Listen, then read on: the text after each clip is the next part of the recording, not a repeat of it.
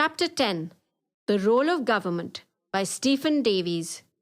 Perhaps the biggest question in politics is that of what and how much government should do. It is this that mostly provides the dividing line between left and right. There are many answers given. At one extreme are those who argue that there is nothing that government need or should do, that in fact we would be better off without it in a stateless society. This is the anarchist position, held by a small but determined group over the last 200 years. However, it is very much a minority one.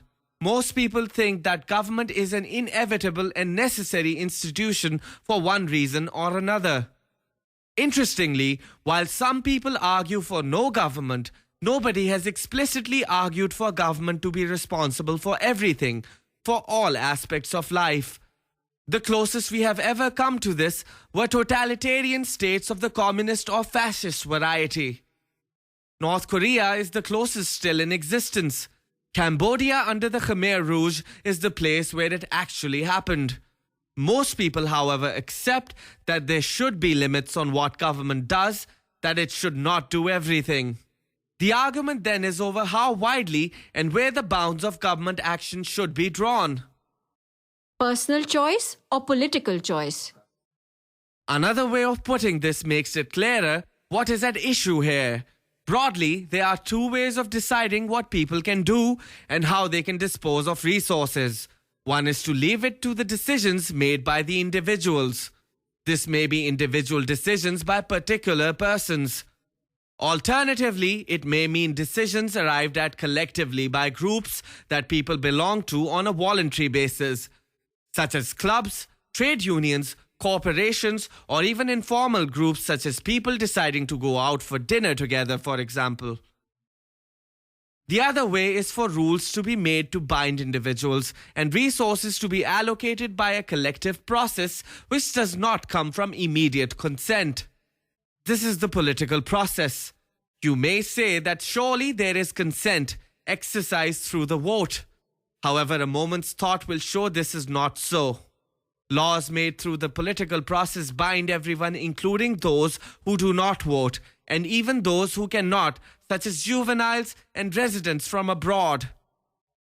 A simple example will show the difference between political choice of this kind and the personal choice described first.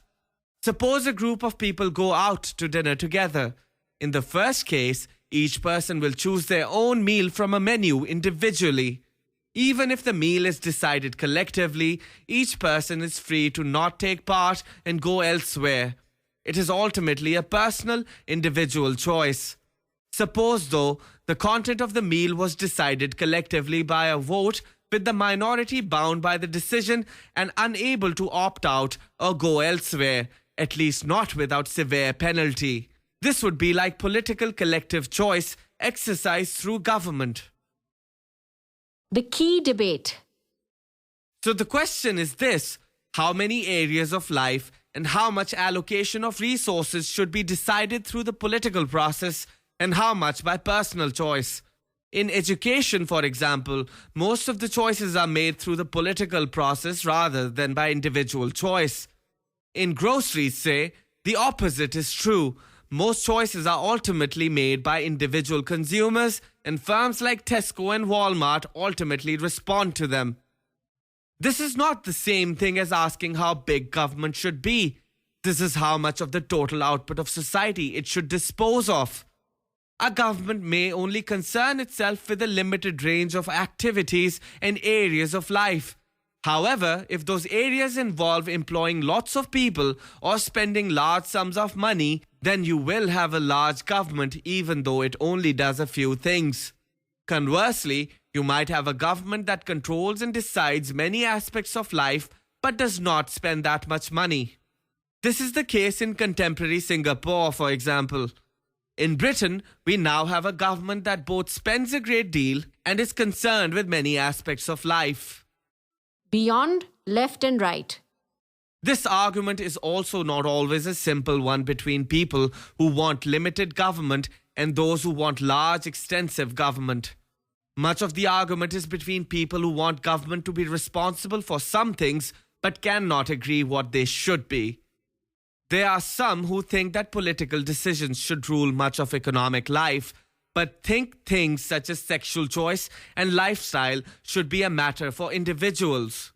Others take the exact opposite view and would have economic life ruled by individual choice, while government and laws should regulate much social and cultural activity. Some, though, are consistent collectivists and believe in most of life being subject to collective political control. Others are individualists and would maximize personal individual decision-making. In the past, government has been responsible for many things that are now a matter of personal choice. The most obvious area is that of religious belief and observance. This was once the central concern of government, but is now entirely private and voluntary. Another is clothing and consumption. At one time, government regulated this through laws. These laid down how much could be spent on things like weddings and stipulated details of the clothes people could wear, depending on their social status. They even went so far to say what kinds of hats or shoes people could wear. However, we should not laugh or feel self-satisfied. Government is now responsible for many things that were once a matter of private choice and voluntary collective action. Education is one, another is healthcare, yet another is provision for old age. There are serious suggestions that government should have a view about the kind of food people eat, their lifestyle choices, and even whether they should be allowed to become parents. During and just after World War II, many argued that government should control restaurants and diet through rationing. Deciding the role of government. So is there a principle or set of rules by which we can decide what areas of life government should be concerned with? Or must we just rely upon fashion and the outcome of particular political struggles? The consistent individualist position is that things should generally be decided by personal choice and voluntary cooperation.